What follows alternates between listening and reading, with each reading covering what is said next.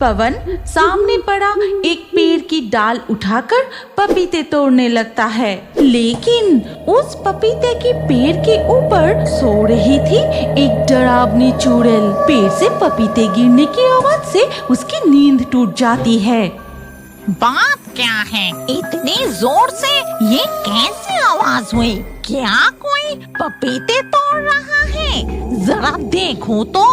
चुड़ैल झांक कर देखती है कि दो लोग उसकी पेड़ से पपीते तोड़ रहे हैं। ये देखकर चुड़ैल झट से उनके सामने कूद पड़ती है। अरे बाप! लेकिन उस रात बगीचे पहरा दे रही थी वो चुड़ैल। तो इसका मतलब तुम दोनों ही इन भले लोगों का इतना नुकसान किया था। ठहरो, अब मैं तुम्हें मजा चखाती हूँ।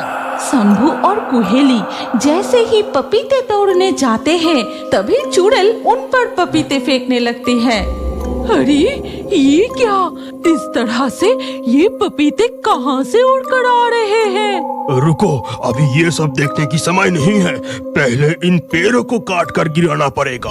फिर शंभू कुल्हाड़ी लेकर जैसे ही पपीते की पेड़ फिर से काटने जाता है, अचानक कुल्हाड़ी गायब हो जाता है और ठीक तभी चुड़ैल उनके सामने छलांग लगाकर आ जाती है।